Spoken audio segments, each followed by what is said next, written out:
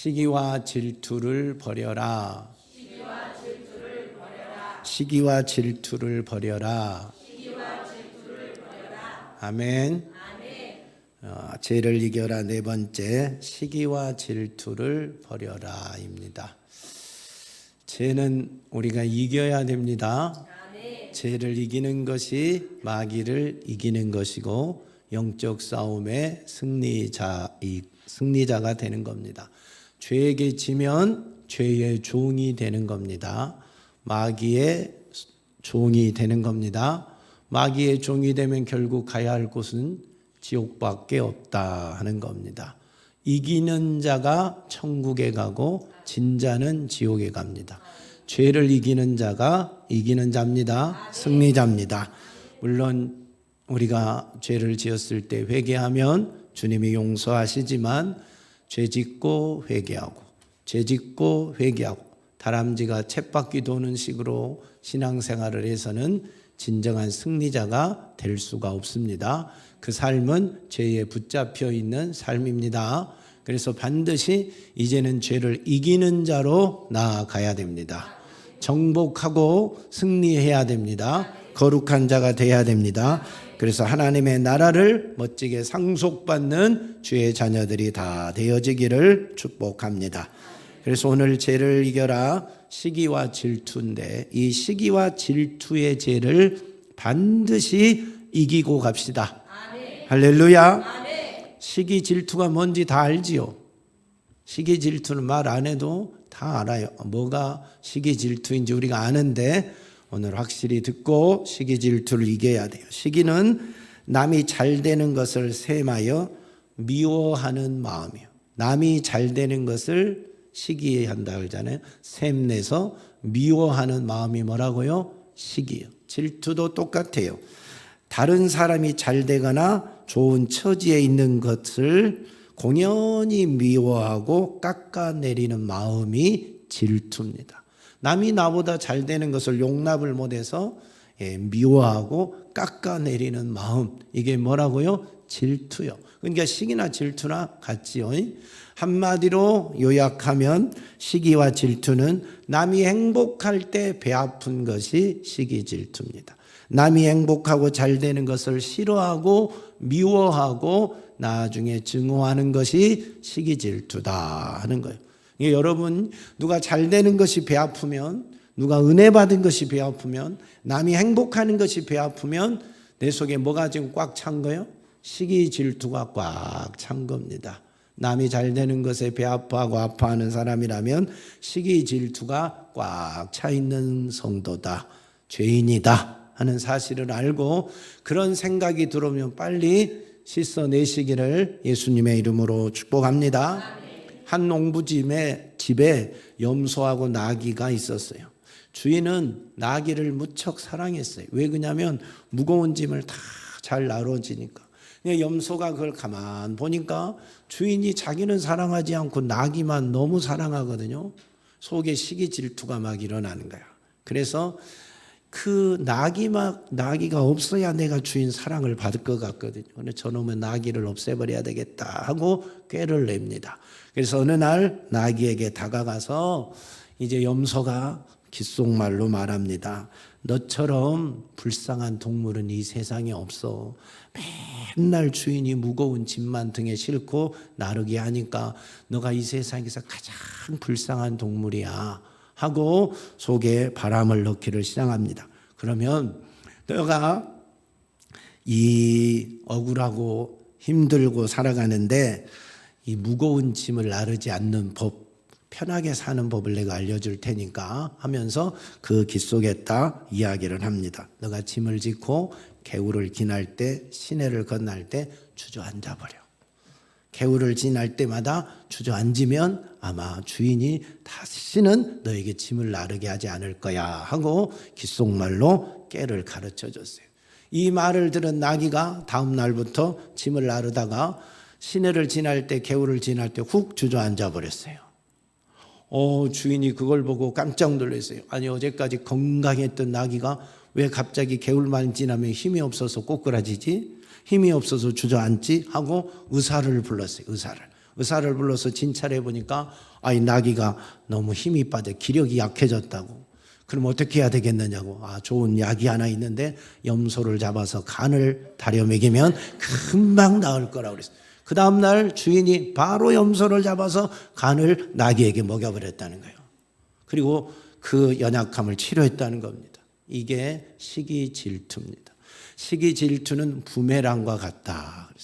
반드시 시기 질투한 사람에게는 그 해가 누구에게 돌아오냐면 자기에게로 돌아오는 거예요. 남을 열심히 시기 질투하고 깎아내리고 못살게 굴고 모함을 하고 그래도 그 사람이 욕보는 게 아니라 결국은 돌아와서 부메랑이 되어서 내가 욕을 보게 된다 하는 말입니다. 여러분, 시기 질투의 희생양은 누구냐? 자기 자신입니다.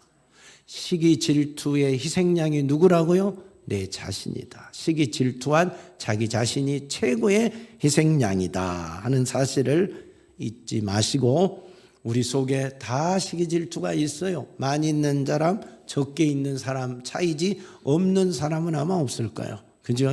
다 시기 질투는 있어요. 남이 잘 되면 진짜 축하해 줘야 되는데 축하를 못 하고 속으로 배 아파. 우리나라에 오직 했으면 사촌이 논을 사면 배가 아프단 말까지 있겠어요. 이게 시기 질투야. 이게 시기 질투. 우리에게 다 있단 말이잖아요. 오늘 이것을 다 벗어버리십시다.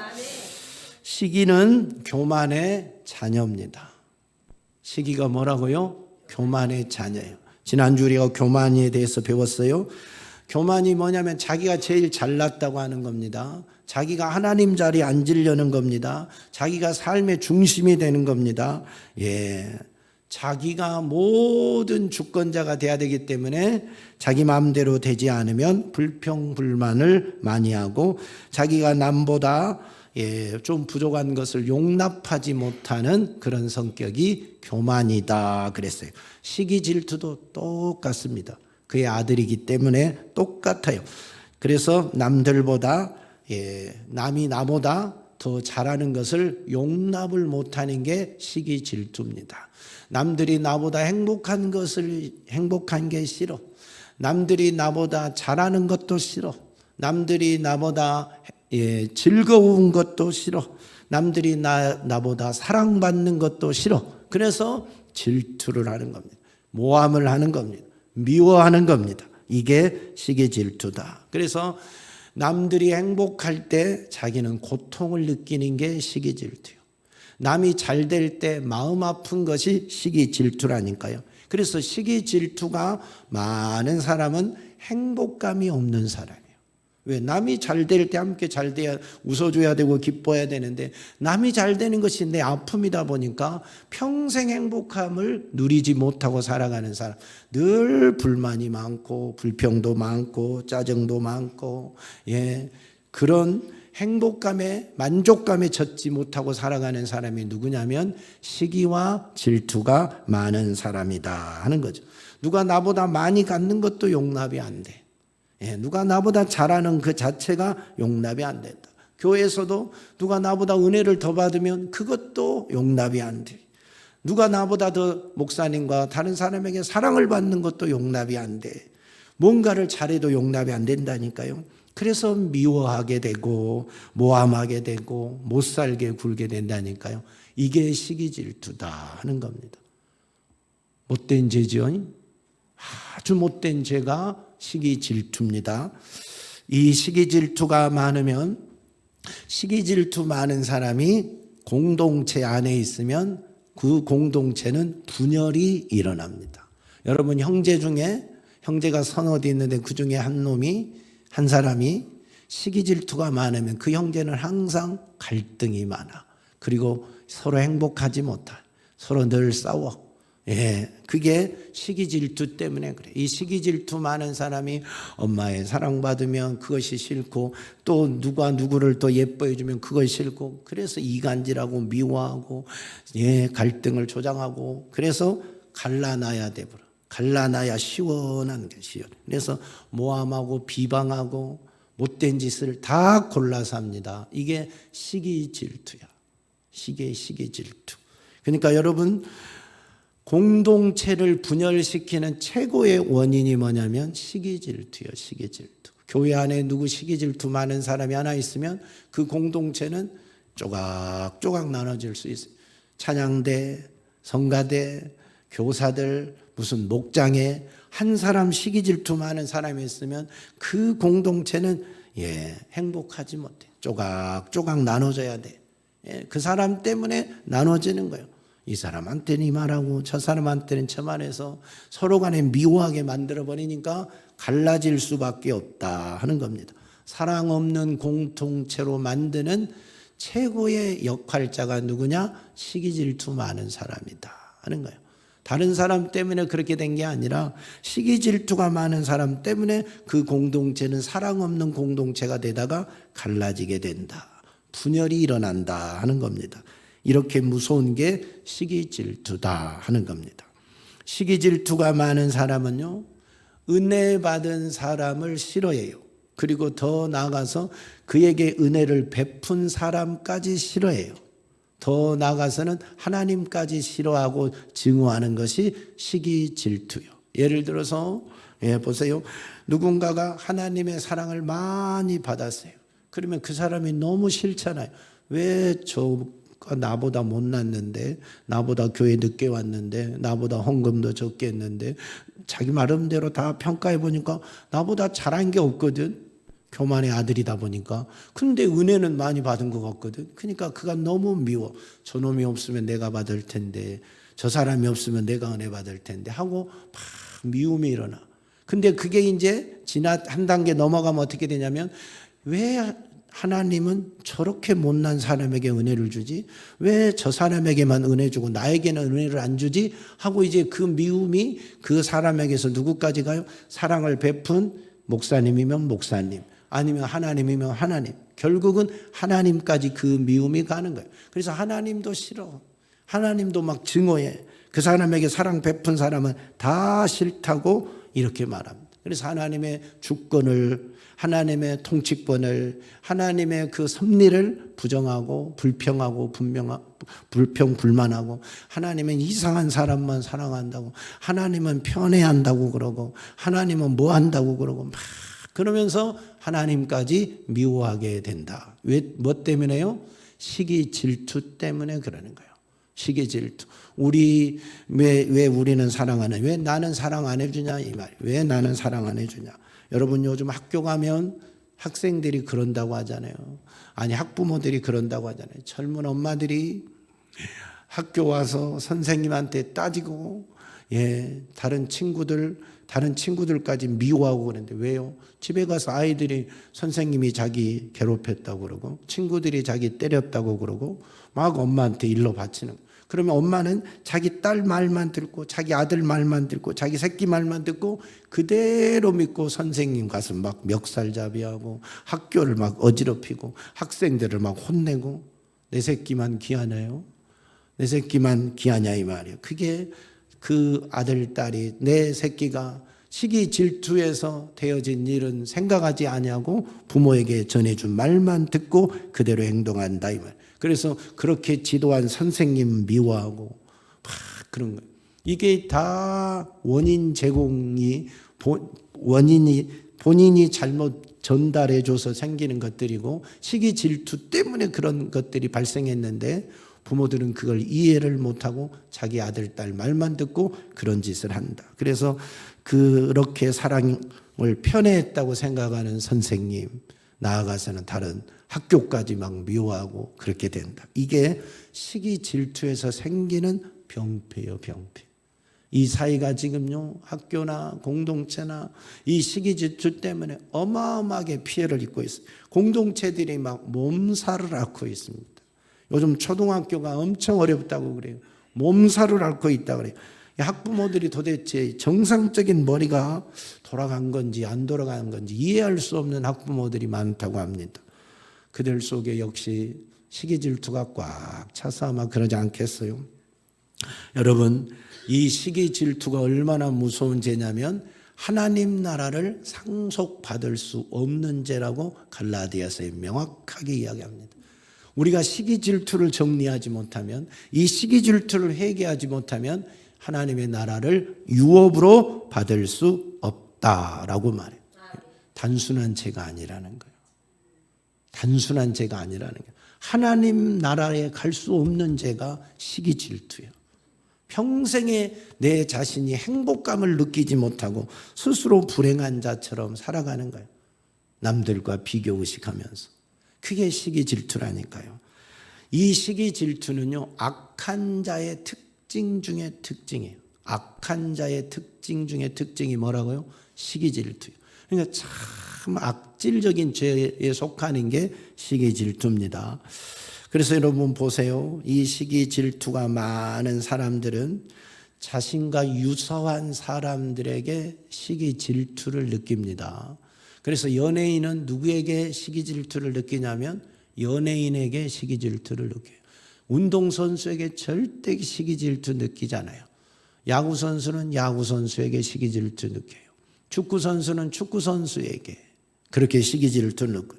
나보다 잘하면 축하해 줘야 되는데 시기 질투에서 은근히 미워하고 저놈이 없으면 내가 저 자리 갈 텐데 하고 그렇게 악질 가운데 악질이잖아요. 이런 사람들. 근데 시기 질투가 그 기질이라 이 말이에요. 그 기질이. 그래서 공부 잘하는 아이들은 공부 못한 아이 때문에 절대 시기 질투 안 느껴요. 자기와 비슷하게 하는데 이번 시험에 나보다 성적을 더 맞으면 미워해요. 속으로. 시기 질투예요.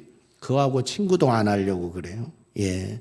친구가 학교 다닐 때는 나보다도 공부를 못했는데 결혼 척점장이 와서 결혼했다고 가보니까 아이고 신랑감이 너무 멋지네. 너무 능력 있네. 너무 잘생겼네. 그러면 진짜로 축하해 주는 게 아니라 속으로는 막 이런 게 올라와. 아니, 야, 이게 시기 질투라니까. 이게 시기 질투. 돌잔치를 하네. 아이가 너무너무 멋지게 예쁘게 잘생겼어. 이게 시기 질투. 우리 새끼보다 더 예쁜 것 같아. 막 시기 질투. 초등학교 들어갔는데 시험지를 받아왔는데 아이고 친구 아이는 100점 우리 아이는 80점. 그러면 막 이제 또 열받기 시작하는 게 이게 다 시기 질투예요. 이게 시기 질투.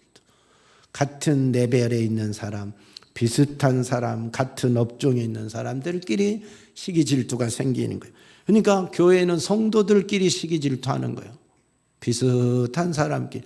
권사는 권사끼리 시기 질투하는 거예요. 집사는 집사끼리 시기 질투하는 거예요. 레벨이 비슷한 사람. 저 사람은 나보다 근데 하나님께 사랑을 더 받은 것 같거든요. 그러니까 막 시기 질투가 일어나요. 목사들은 목사들끼리 시기 질투. 저분은 뭐 때문에 저렇게 교회가 큰 거야 하고 이게 시기 질투. 이게 전부 레벨이 비슷한 사람들끼리 동업에 있는 동료에 있는 사람들끼리 이게 죄성입니다.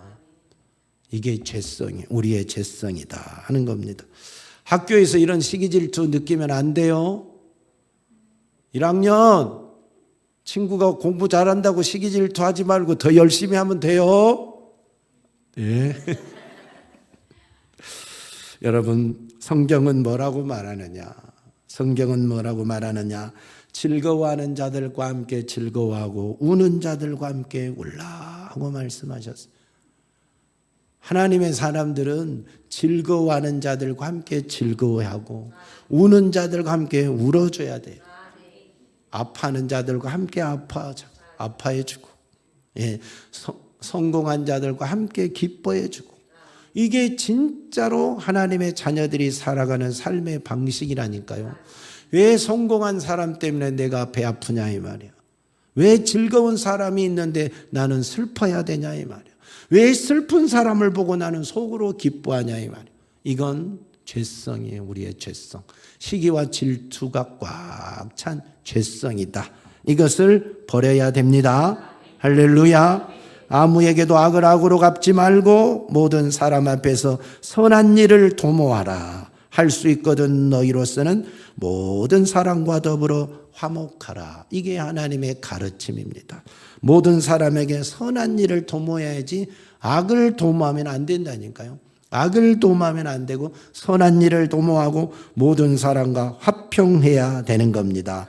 남의 불행이 나의 기쁨이 되면 안 되고 남의 불행은 나의 아픔이 되고 남의 성공은 나의 기쁨이 되어야 됩니다. 함께 즐거워하고 함께 슬퍼할 수 있는 사람이 되어야 돼요. 예수님이 우리와 늘 그렇게 함께 하시듯이 우리도 그렇게 살아가는 것이 가장 아름다운 성도의 삶이 되는 것입니다. 시기 질투가 많은 사람은 영적으로 어린아이와 같다 그랬어요. 어린아이와 같다. 어린아이들은 시기 질투가 많아요. 3살 먹은 아이가 있고 이제 막 태어난 아이가 있어요. 그러면 엄마 아빠의 관심이 누구에게 더 많이 집중돼요? 이제 막 태어난 아이.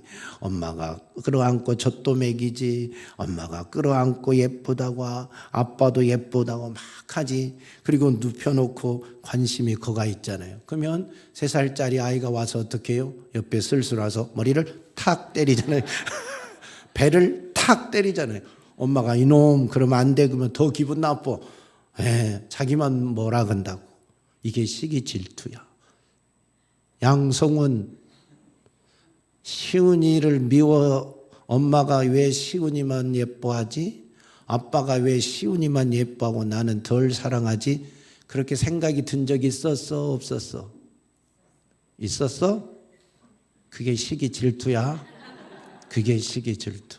그게 엄마의 마음과 아빠의 마음을 모르는 어린 아이의 마음이다 이 말이에요.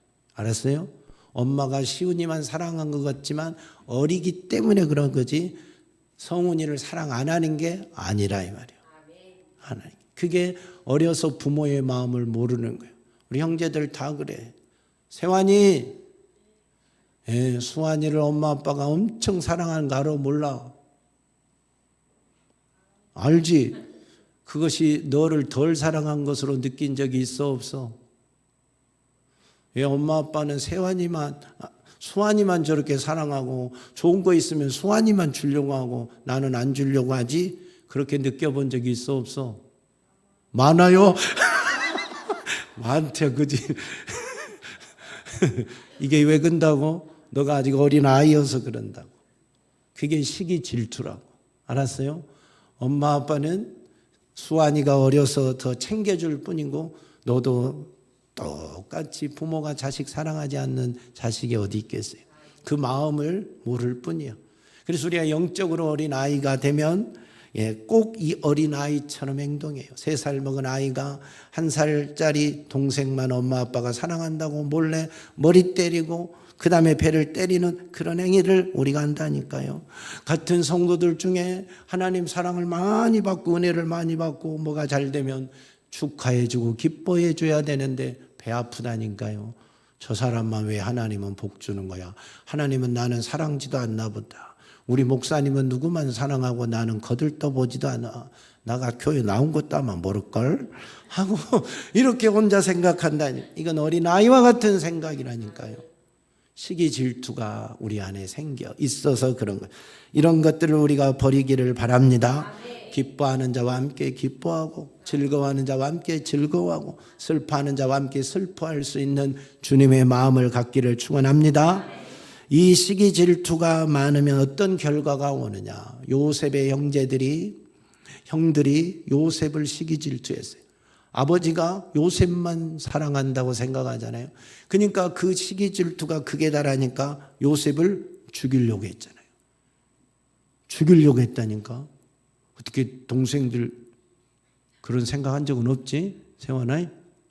세환이가 혹시 엄마 아빠 안 볼 때 수환이 막 주먹질 한 적 있어? 없어? 감사하다 없어서. 어떻게 성훈이는 엄마 아빠 안 볼 때 시훈이 발로 찬 적 있어 없어? 있는 것 같으네. 있는 것 같으네. 또 이게 형들이 우리 아버지는 요셉만 사랑한다고 결국 어떻게 했어요? 팔아버렸어요. 노예로 팔아버렸다니까. 그리고 아빠한테는 죽었다고 했다니까. 이게 시기 질투의 결과물이잖아요. 이게 시기 질투예요. 보세요. 사울이 이스라엘의 왕이에요. 자기는 왕이에요. 그리고 소년 다윗이 나타났어요. 블레셋의 골리앗 장군이 나타나니까 사울 왕과 이스라엘의 군인들이 덜덜 떨었어요. 근데 다윗이 나타나서 물맷돌로 골리앗을 물리쳐 줬잖아요. 대승을 거두었잖아요. 그렇게 해서 이제 다윗의 인기가 올라가고 군대 장군으로 그다음에 자기 사위로 그렇게 멋지게 세워졌어요. 자기는 왕이에요. 근데 어느 날 사람들이 노래를 불러요. 백성들이 사울이 죽인 자는 천천히요 다윗은 만만이라 이런 노래를 막 부르니까 그 말을 듣는 사울의 마음에 왕의 마음에 시기 질투가 일어나요. 그래서 그날부터 왕인 사울이 그 자기 사이고 군대 장군인 다윗을 죽이려고 하는 거예요. 밥상에서도 죽이려고 하고 보기만 하면 죽이려고 하고 도망가니까 군대를 이끌고 가서 죽이려고 하는 거예요. 이게 시기 질투의 결과물이라는 거예요. 이게 시기 질투의 결과물. 유대 종교 지도자들이 오늘날 예수님이라는 분이 딱 나타났어요. 하나님의 말씀을 전하지, 병든 자를 고치지, 죽은 자를 살리지, 앉은 병이를 일으켜 세우지, 막 놀라운 기적과 이적을 행하니까 막 군중들이 백성들이 막 따르잖아요. 그것이 너무 좋았어요? 싫었어요? 싫었다니까. 그래서 시기 질투가 일어나서 신성모독죄를 뒤집어 씌워서 결국 십자가에 못 박아 죽여버렸어요. 이게 시기 질투의 결과물이에요. 우리 속에 시기 질투가 일어나면 어떤 일이 발생할지 모른다니까요. 내가 무슨 짓을 할지 모른다니까요. 내 사랑하는 동생을 발로 걷어 차버릴지 아니면 팔아버릴지 아니면 어떤 형태로 고통을 줄지 알 수 없는 사울처럼 죽이려고 쫓아다닐지 유대 종교 지도자들처럼 예수님을 십자가에 못 박아 죽여버릴지 모르는 게 시기 질투의 결과물이에요. 시기 질투가 이렇게 무서운 죄다 하는 겁니다. 그러니까 우리가 시기 질투가 있으면 안 돼요. 이 시기 질투를 가진 사람은 절대 본인이 행복할 수가 없어요.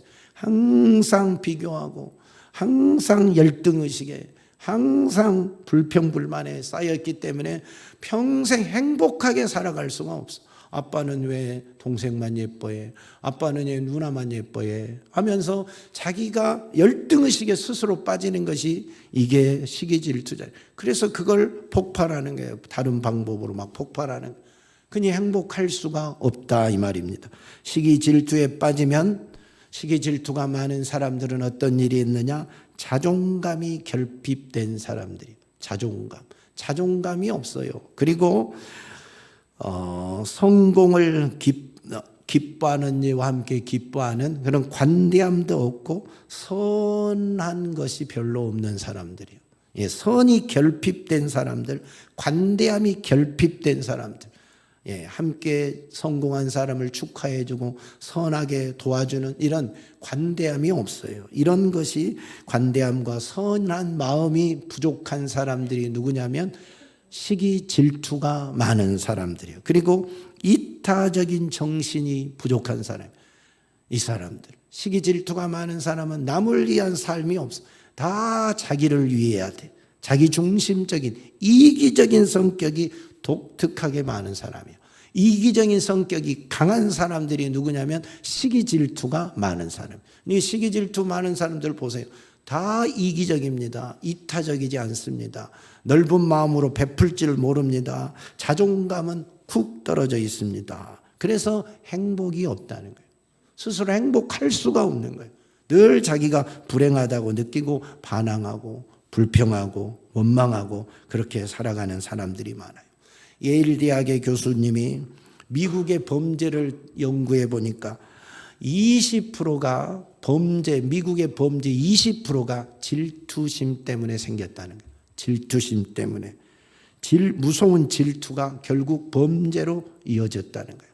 미국 사회에 이혼이 많잖아요. 이혼한 사람들을 연구하고 조사해 보니까 이혼한 이후에 30%가 시기 질투라는 거예요. 시기 질투.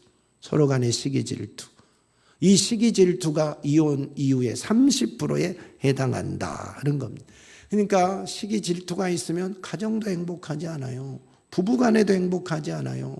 형제 간에도 행복하지 않아요. 형제 간에 시기 질투하면서 서로 화목하게 지내지 못해요. 여러분 경험했잖아요. 형제들 중에 누가 시기 질투 많은 사람이 있으면 맨날 그 사람 때문에 서로 간에 갈등하고 싸우고 살아가는 집들. 이 시기와 질투의 출발점은 바로 열등감입니다. 열등감이 강해요. 그러니까 시기 질투 많은 사람은 항상 열등감에 사로잡혀 있어서 행복해질 수가 없어요. 어려워요. 스스로 열등감에 붙잡혀 있는 사람이 어떻게 만족하고 행복하겠느냐. 이걸 버려야 됩니다. 시기 질투에서 벗어나야 됩니다. 할렐루야. 시기 질투가 많은 사람은 의심이 많고 집착이 강합니다. 한 사람에게 집착이 강해요. 누구에게 집착력이 강해요. 이게 시기 질투 때문에 생기는 거예요. 그 다음에 자존감이 낮고 뭐가 세냐면 자존심만 세요. 자존심이 뭔지 알지? 자존심만 세다니까요. 그래서 잘 삐져요. 작은 거에도 잘 삐져요. 왜? 자존심이 상했다. 내 자존심이 상했다 이 말이에요. 자존심만 세고 자존감은 하나도 없어요. 그러니까 누가 나를 무시했다는 거예요. 누가 무시한 거 없어요. 근데 무시했다는 거예요. 누가 나를 어쩌다는 거예요. 누가 어쩐 것도 없어요. 근데 스스로 그렇게 느끼는 거예요. 자존감이 약하니까, 자존심이 세다 보니까 그렇게 되는 거예요. 이게 시기 질투가 많은 사람의 특징이에요. 그리고 질투를 이 사람들은 사랑이라고 합리화시키는 거예요. 내가 저 사람에게 질투하는 것은 사랑하기 때문이다. 스스로 합리화해. 그걸 잘못이나 죄라고 느끼지 않는다. 그리고 질투를 느끼는 상대방을 어떻게 해서든지 깎아내리려고 해요. 그래서 험담하고 뒷담화하고 못살게 굴고 그럽니다. 그리고 시기 질투가 많은 사람은 끊임없이 비교해. 남과 비교해. 형, 동생하고 비교하고, 누나하고 비교하고, 오빠하고 비교하고, 학교 가면 친구하고 비교하고, 교회 오면 옆에 앉은 집사님하고 비교하고, 또 다 직장 가면 또 같이 입사한 동료하고 비교하고, 다 비교의식. 그래서 비교의식 하면서 나는 왜 저 사람보다 사랑을 못 받는 거야? 왜 저 사람은 그랜저 타는데 나는 소나타 타지? 왜 저 사람은 32평 사는데 나는 31평 살지? 모든 것을 다 비교하는 거예요. 그러면서 그 사람에게 시기 질투가 꽂혀서 그 사람을 막 미워하기 시작한다는 거예요. 이게 바로 시기 질투에 사로잡힌 사람들의 모습이다 하는 겁니다. 괴롭겠지요. 그래서 시기 질투에 사로잡힌 사람은 본인만 괴로운 거예요. 본인이 괴로운 거예요. 본인이 행복이 없는 아픔의 삶을 살고, 즐거워하는 사람과 즐거워하지 못하고, 슬퍼하는 사람과 함께 슬퍼하지 못하는 삶이 이렇게 힘든 겁니다. 이렇게 아픔입니다. 다 즐거워하는데 혼자 우울하게 앉아 있잖아요. 속상해서 속에서 막 부글부글 하니까 함께 즐거움을 누리지를 못하잖아요. 이게 얼마나 슬픈 일이자 이 말. 이 속에서 일어나는 시기 질투 때문에 그러는 거예요. 그럼 이걸 치료해야 되잖아요. 이걸 치료해야 되잖아요. 그럼 어떻게 치료해야 되느냐? 시기 질투를 이기는 법. 첫째는 시기 질투가 내가 있다는 걸 인정하고 회개해야죠. 첫 번째는 무조건 회개입니다. 여러분이 누군가를 시기 질투한 일이 있다, 누군가에 집착한 일이 있다, 누군가를 미워한 일이 있다, 그러면 끊임없이 누군가를 비교한 일이 있다 그러면 회개하는 길밖에 없어요. 회개는 일단 하고, 두 번째는 기도를 하는데 어떤 기도를 하느냐? 하나님, 저 사람 내가 시기 질투해요, 미워해요, 미워하지 않게 해주세요 라고 기도해도 되지만, 그보다 더 하나님이 잘 들어준 기도는 뭐냐면 내가 시기 질투를 느끼는 그 대상을 위하여 축복하며 기도해야 돼. 양성훈이가 양시훈에게 시기 질투를 느낀다. 그러면 하나님 시훈이를 데려가세요 하고 기도하면 큰일 납니다. 그렇게 기도하면 안 됩니다. 하나님 시훈이에게 복을 더 주세요. 하나님 시훈이를 사랑하게 해주세요. 막 시훈이를 축복하는 기도를 막 하세요. 양성훈 알았습니까? 아멘. 아멘을 하기가 싫어하는 것 같은데. 이게 시기 질투를 이기는 법이에요. 누군가 비교의식해서 막 미워진 사람이 있거든. 그를 위하여 축복해 주세요. 하나님 공부도 잘하게 해주세요. 나보다 더 사랑받게 해주세요. 나보다 더 큰 사람 되게 해주세요. 나보다 더 하나님 은사와 능력도 많게 해주세요 하고 그 사람을 위해서 제한 없는 축복을 막 하라니까요. 세환아 알았어? 누구를 위해서? 수환이를 위해서? 또 형한테 시기 질투하진 않지? 있어? 없지? 그래도 형을 위해서 축복하고 기도해야 돼? 시기 질투를 느끼는 대상을 위해서 마음껏 축복하고 기도하면 어느 날 그 축복하고 기도한 것이 딱 쌓이고 하나님이 내 마음을 만지고 그걸 응답하면 시기 질투감이 없이 그가 잘 되는 것이 나의 행복이 돼요. 그의 아픔이 나의 아픔이 돼요. 이렇게 변화돼야 돼. 박소영 알았어요? 언니한테 시기 질투 느끼고 그런 거 아니죠? 그래도 기도해야 돼요. 예. 그 다음에 세 번째, 예수님의 마음을 달라고 기도해야 돼. 예수님의 마음은 무슨 마음이냐? 사랑하는 마음이요. 사랑하는. 그잖아요. 우리는 미워하는 마음이 많은데 예수님은 미워하는 마음은 일절 없고 사랑하는 마음. 십자가에서 피 흘려 죽기까지 우리를 사랑하시는 그 마음을 달라고 주님의 마음을 주세요. 주님의 마음을 갖게 해주세요 하고 비교의식하지 말고 사랑하는 마음 달라고, 미워하는 마음 아니라 사랑하는 마음 달라고 끊임없이 기도하면 돼요. 여러분이 시기 질투가 많거든 사랑이 부족해서 그렇다 생각하고 사랑하는 마음 달라고 기도해야 됩니다. 네 번째는 하나님 비교하는 습관을 버리고 지금 내 모든 상황에 감사하는 자가 되게 해주세요 라고 기도해야 돼. 감사가 없는 사람은 비교의식 때문에 그런 거잖아요. 그잖아요. 비교. 내가 왜 쟤보다 공을도 못 차? 내가 왜 쟤보다 공부를 더 못해? 내가 왜 저애보다 하여튼 옷이 부족해? 뭔가가 막 그렇게 비교의식하면 나는 초라하게 느껴지니까 감사가 안 되는 거예요.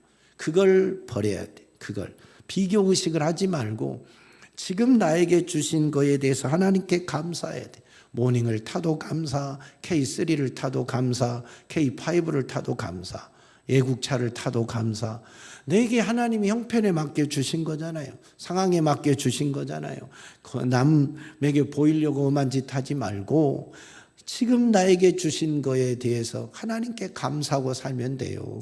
남이 뭐 타니까 나도 그거 타야 되고, 남이 뭐 가졌으니까 나도 가져야 되고, 자꾸 비교하다 보면 망해요. 감사는 없고 불평 불만만 생긴다니까요. 탕자의 비유를 아시지요? 탕자가 아버지의 재산을 받아가지고 먼 나라로 가서 방탕하게 살다가 돈 다 떨어지고 먹을 게 없으니까 집에 돌아왔어요. 아버지가 너무 기뻐서 그를 끌어안고 입 맞추고 새 옷을 입히고 새 신발을 시키고 손에 가락지를 끼웠어요. 그리고 종에게 명하여 송아지를 잡아서 잔치를 벌렸어요. 큰아들이 밖에서 일하다가 집에 돌아오니까 집에서 막 잔치 소리가 요란하거든. 이게 무슨 소리냐? 당신의 동생이 돌아왔습니다. 그래서 아버지가 송아지를 잡아서 잔치를 열고 있습니다. 그러니까 큰아들이 기분이 좋았어요? 나빴어요? 몹시 나빴어요. 여기 시기 질투가 일어나는 거예요. 그래서 아버지에게 하는 말이, 아버지, 나를 위해서는 염소 새끼 한 마리도 잡아주지 않더니 아버지의 재산을 장기들과 함께 다 허비하고 돌아온 동생에게는 왜 송아지를 잡아서 기뻐하십니까? 잔치를 해주십니까? 하고 막 불평 불만이 많았어요. 그러니까 아버지가 뭐라 그래요? 너는 항상 나와 함께 있으니 내 것이 다 내 것이로라. 이 내 동생은 죽었다가 살아났으며 내가 잃었다가 얻었기로 우리가 즐거워하고 기뻐하는 것이 마땅하다라고 말하는 거예요.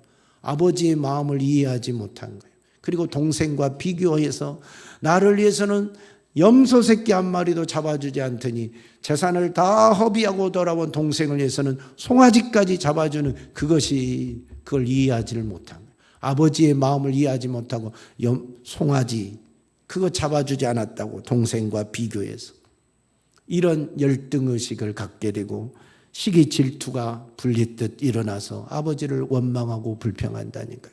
사랑하는 성도 여러분, 우리는 이런 마음들을 이제 내려놓고 남들과 비교하고 살아가는 삶을 내려놓으세요.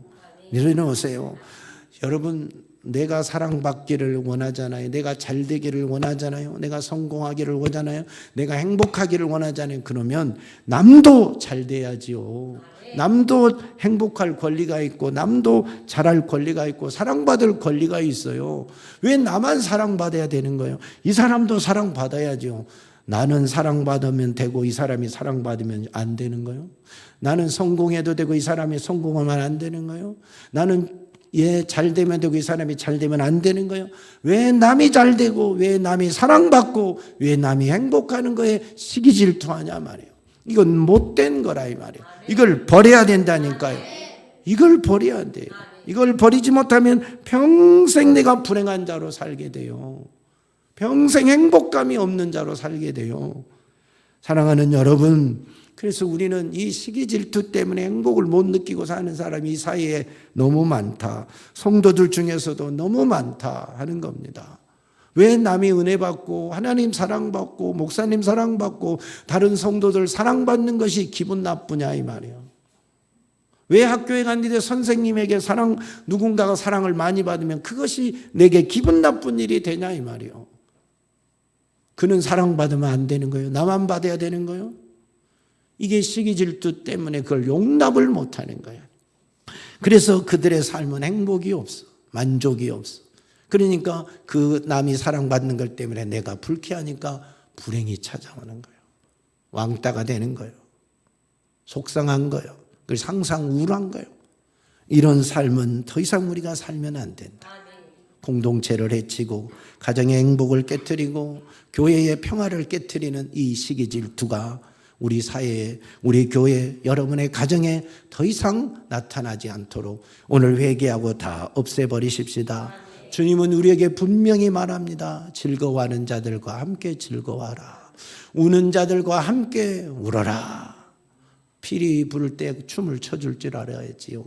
그것이 우리들의 삶이 되어야 될 텐데 그러지 못한다. 오늘 저와 여러분 속에 자리 잡고 있는 열등감과 비교의식, 이로부터 나온 시기 질투를 싹 버리고 주님의 마음, 사랑하는 마음으로 같이 행복하고 같이 즐거워하고 같이 슬퍼할 수 있는 멋진 성도들이 다 되시기를 예수 그리스도의 이름으로 축복합니다.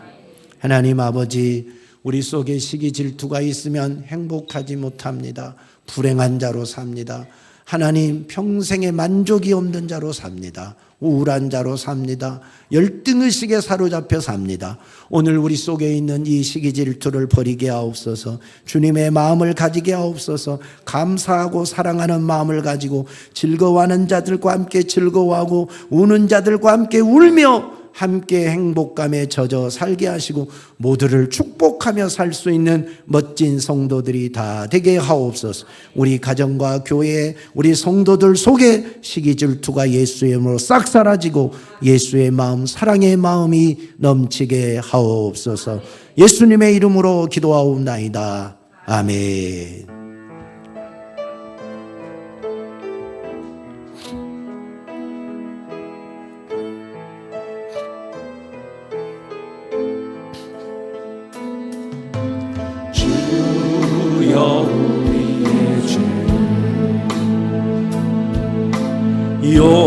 용서하여 주소서. 지난 날의 잘못을 사하여 주옵소서. 주여 우리의 죄를 용서하여 주소서. 지난 날의 허물을 사하여 주옵소서. 주여 주여 나의 죄를 위하여 주여 주여 십자가를 지셨네. 주님 가신 그 길을 나도 걸어야 하네. 주님 가신 그 길을 나도 걸어야 하네. 주여 우리의 죄를 용서하여 주소서. 지난 날의 잘못을 되어 주옵소서. 주여 우리의 죄를 용서하여 주소서. 지난 날의 허물을 사하여 주옵소서. 주여 주여 나의 죄를 위하여 주여 주여 십자가를 지셨네. 나의 생명 다하여 주를 위해 살리라. 벙어리가 되어도 찬양하며 살리라. 주여 주여 주여 나의 죄를 위하여 주여 주여 십자가를 지셨네. 주님 가신 그 길을 나도 걸어야 하네. 주님 가신 그 길을 나도 걸어야 하네. 주여 주여 주여 나의 죄를 위하여 주여 주여 십자가를 지셨네. 나의 생명 다하여 주를 위해 살리라. 벙어리가 되어도 찬양하며 살리라. 기도하겠습니다. 오늘 우리 모두 주님 앞에 진실로 회개합시다. 우리 안에 있는 시기 질투를 버려 행복해질 수 있습니다. 만족하며 감사하며 살아갈 수가 있습니다. 하나님의 나라를 유업으로 받을 수 있습니다. 오늘 시기 질투를 진실로 회개합시다.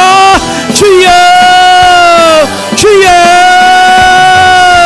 우리 속에 있는 시기 질투, 이 시기 질투가 우리를 불행하게 만듭니다.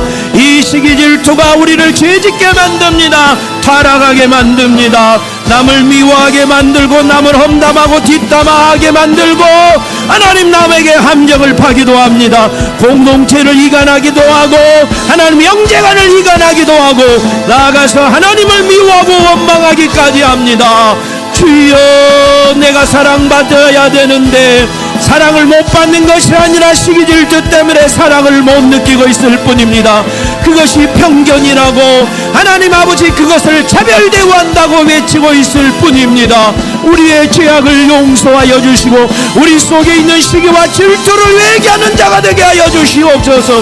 오늘 우리 속에 자라고 있는 이 시기와 질투, 이 못된 것들을 오늘 싹 회개하고 벗어버리고 하나님 함께 기뻐하는 자와 함께 기뻐하고 즐거워하는 자들과 함께 즐거워하고 슬퍼하는 자들과 함께 슬퍼할 수 없는 하나님의 마음을 가진 자가 되기를 원합니다. 하나님의 인격을 가진 자가 되기를 원합니다. 하나님의 성품을 가진 자가 되기를 원합니다.